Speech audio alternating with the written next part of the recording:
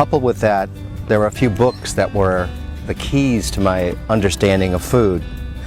Around 1988, I came across this book called Culture and Cuisine, A Journey Through the History of Food by Jean-Francois Revel, a Frenchman. My French isn't so good, but luckily he wrote it in English, or it was translated into English. And in this book, Revel talks about gastronomy, the history of gastronomy going through about a 500-year period. And it was in reading this book that I was inspired to write the piece that became known as Fusion.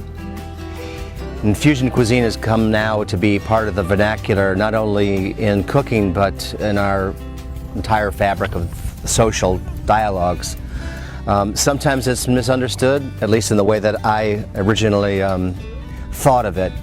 But in reading Revel, he talked about sort of this dialogue or this argument that went back and forth between a complex sort of gastronomy and then a more what I call mama gastronomy, and that was the more simple, humble, nourishing kind of gastronomy.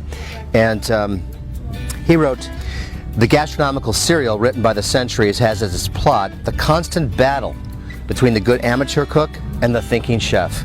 A lover's quarrel that, as in all good adventure novels, ends after many a stormy scene, with a marriage." And here in the book I wrote the words, "a fusion."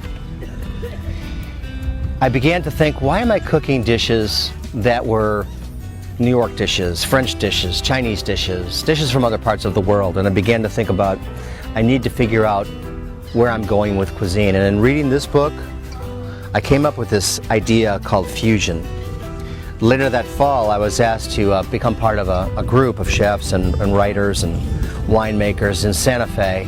And I sat on a panel with Charlie Trotter and Emeril Lagasse and two others from other parts of the United States, and I delivered this piece called Fusion. And from that time, the word fusion went into the dialogue of gastronomy, not only in America, but throughout the world. The next book that I came across was called Why We Eat What We Eat by a gentleman named Raymond Sokoloff. It was in this book that he gave me a much more clear idea on how South Florida, the Caribbean, the changes that occurred after Columbus went from the Old World to the New World, and then the dialogue that went back and forth between the Old World and the New World, starting right away, and how extremely exciting and creative that was. In his words, he wrote, "What is truly surprising about the transoceanic interchange of food and ideas after the 1492 visit of Columbus is how fast it happened. Within 50 years, the Spanish had established full-scale European agriculture in the West Indies, Mexico, Peru, and the Caribbean coast of South America. The Spanish had also opened up a regular trade with China from their base in the Philippines." We're talking now about all around the globe what was going on between this dialogue between Europe and the New World, and then further. Food and ideas flowed freely between Seville and Asia on the same ships that carried goods from China and the Americas to Europe, and on the return trip brought European necessities for the colonists. This book is just filled with all kinds of great information on how chilies, chocolate, tomatoes, strawberries, all of these things were not even known to Europe until that exchange with the Americas, Columbus, and then the traders and the discoverers and the history makers that came on after that. I began to realize that where I was living in Key West and then up in Miami and Miami Beach, I had the same chance to be an explorer and a creator. And that has been the story of my life as a chef.